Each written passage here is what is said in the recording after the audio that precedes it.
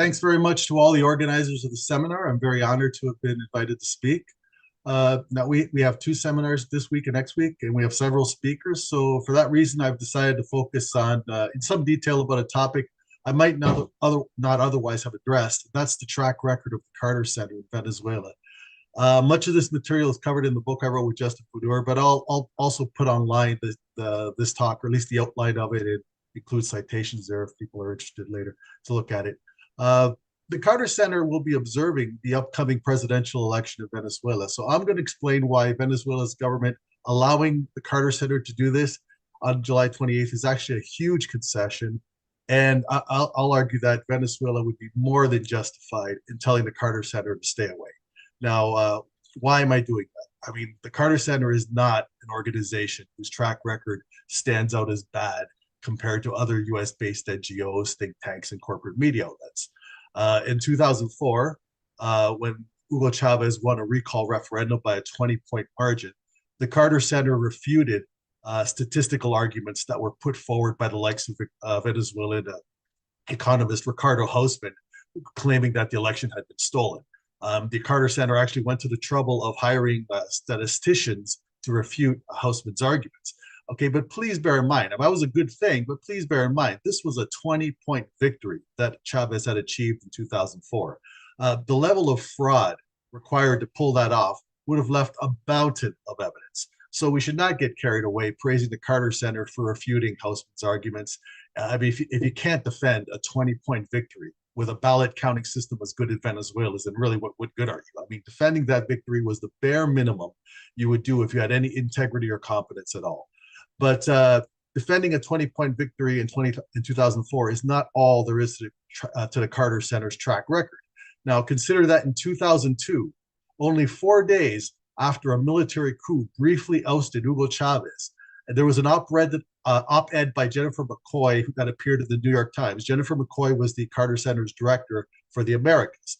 She referred to the Chavez government in that op-ed as a regime that had been, in her words, threatening the country's democratic system of checks and balances and freedom of expression of its citizens. She also said that Pedro Carmona, the dictator who presided over the deaths of about 60 protesters in those 2 days he was in power, seemed to, in her words, seemed to demonstrate the autocratic instincts as strong as those driving Mr. Chavez. So she actually had the gall to compare Chavez to Carmona. And her piece also downplayed the U.S. role in the 2002 coup by saying that Washington had sent, in her words, mixed signals about it. Well, there was absolutely nothing mixed about Washington's support for the coup.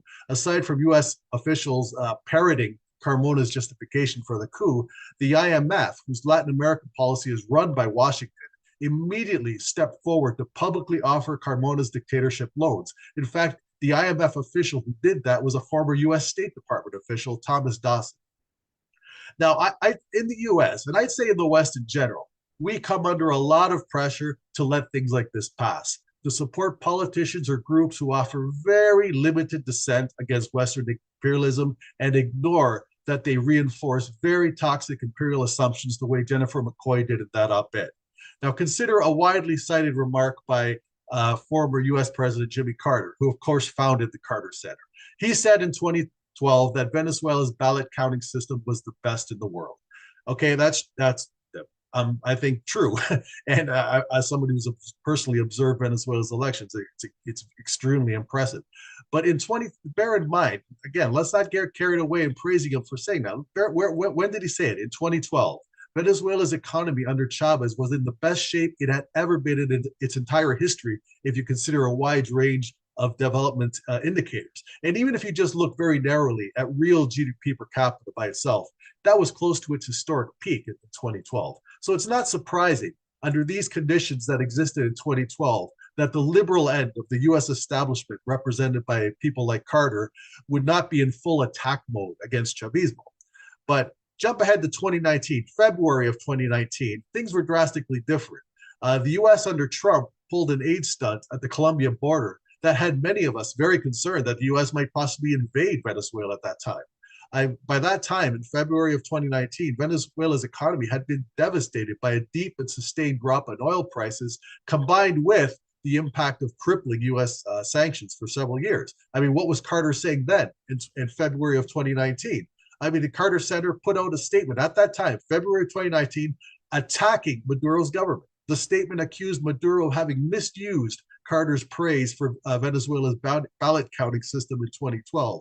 Carter's statement did not utter a word criticizing U.S. efforts to overthrow Maduro, even as it looked like Trump might possibly invade.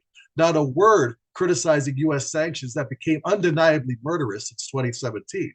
And in that statement, the Carter Center very bizarrely accused Maduro's government of illegitimate interference in Venezuela's election. They actually used the word interference. That part was so absurd, I had to read it over a few times to make sure I had misread something. To liberals like Carter, foreign governments are obliged to sit back and let themselves be overthrown by U.S.-backed subversives. Now, Carter's statement also stated in 2019 disingenuously that the Carter Center had not formally observed an election in Venezuela since 2004. Now, as people often say nowadays, that word formally did a lot of work in that sense. The Carter Center had in fact put out a very detailed report on the April 2013 presidential election. Now, in preparing this talk, I looked over the Carter Center final report on the 2021 regional elections in Venezuela that I had observed myself. And I was quite disgusted by the report. The report contains exactly one mention of U.S. sanctions. Now, U.S. sanctions, aside from being criminal and murderous, are also massive election interference. I mean, the transparently barbaric objective is to convince voters that supporting U.S.-backed candidates is the only way to stop the sanctions. The only mention of U.S. sanctions in the Carter Center's report stated falsely that they were first imposed in 2018. In fact, broad U.S. sanctions were first imposed by Obama in 2015 through an executive order that insanely declared Venezuela an extraordinary threat to the United States. That same executive order has been renewed every year since then. Trump dramatically escalated U.S. sanctions in 2017, and by 2018, studies showed that they could be credibly linked to tens of thousands of deaths in Venezuela. The Carter Center limited itself to a feeble remark that the sanctions were a factor that intensified a recession that had been going on since 2014. Now, the report, this is really, really, really disgusting. The report also said that the Alex Saab case was an example of a network organized to poison the information well, to stoke debate on only one topic. So to the Carter Center, pointing to U.S. criminality and brutality is an unfair tactic to use against U.S.-backed opposition. The Carter Center also described the U.S. capture of Alex Saab, which should be called a kidnapping, as if it were an unremarkable international law enforcement exercise that the Maduro government had dishonestly portrayed as sinister. The Carter Center referred to it exactly in its word as the international warrant for the arrest of Venezuelan diplomat Alex Saab and his subsequent extradition to the United States. There was no extradition treaty between the United States and Cape Verde when Alex Saab was kidnapped. He was kidnapped because he was helping Venezuela evade criminal U.S. sanctions. I mean, today, a lot of you might be aware, the U.S. Supreme Court has basically ruled that U.S. presidents can do whatever they like. But this willingness to normalize U.S. executive lawlessness clearly extends to liberal outfits like the Carter Center. Now, let's consider Jimmy Carter himself. Obviously, he's the founder of the Carter Center. He has an extremely good reputation for what he's done after his presidency, but I'd say it's totally undeserved. He took office after the United States had just suffered a drawn-out and humiliating defeat in Vietnam. So Carter was in no position to take the U.S. public into another war, not directly. The fact that Carter only had one term in office also helped minimize the damage to his reputation. But Carter did absolutely rotten things while he was in office. Carter funded the savage military of El Salvador even after the late Archbishop Oscar Romero sent Carter a letter begging him not to do so. And even before the Sandinistas ousted the blood-soaked of Somoza dictatorship in Nicaragua, Carter's government maneuvered to keep Somozaists in power, albeit without Somoza himself. And like every U.S. president since 1970, Carter lavishly armed the genocidal state of Israel, and Carter also armed Indonesia as that carried out some of the largest scale atrocities of the post-World War II era. Now, Carter's stance on the Vietnam War is just monstrous. When he was governor of Georgia, he was so outraged at the conviction of William Calley, the main perpetrator of the My Lai massacre, he was so worried that it might decrease support for the U.S. military that Carter used the day of Calley's conviction to declare an American Fighting Man's Day in Georgia, to make sure everyone knew how fully supportive he was of the slaughter of Vietnam, which is one of the worst. U.S. slaughter of Vietnam is one of the worst crimes of the entire 20th century. And as we all know, the 20th century was an incredibly gruesome century. I mean, then as president in 1977, Carter was once asked about the possibility of paying reparations to Vietnam, and his response was just gruesome. He said, and I quote, "The destruction was mutual. You know, we went to Vietnam without any desire to capture territory or to impose the American will on another people. We went there to defend the freedom of South-Vietnamese and don't feel that we ought to apologize or to castigate ourselves or to assume the status of culpability."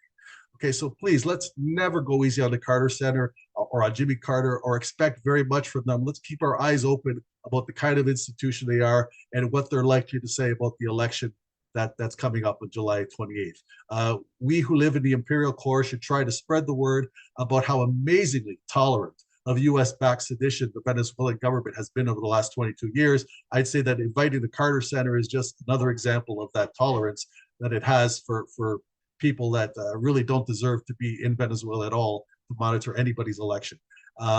If Maduro loses on July 20, which I consider unlikely but possible, it would be a huge loss, not just for Venezuela, but for the entire world, as was the case when the Sandinistas in Nicaragua were defeated in the polls in 1990. The lesson Washington will take away is that terrorism eventually pays, that aggression eventually pays. For a time, it may seem that U.S. sanctions are ineffective or counterproductive, but the U.S. Political system enjoys such tremendous impunity that they can maintain their murderous sanctions indefinitely and hope that eventually conditions will arise that allow them to work.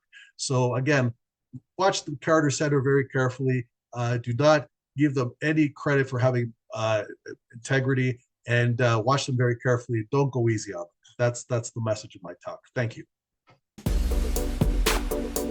I'm Michael Hudson. I'm appearing here for the International Manifesto Group. If you like this video and ones like it, please subscribe.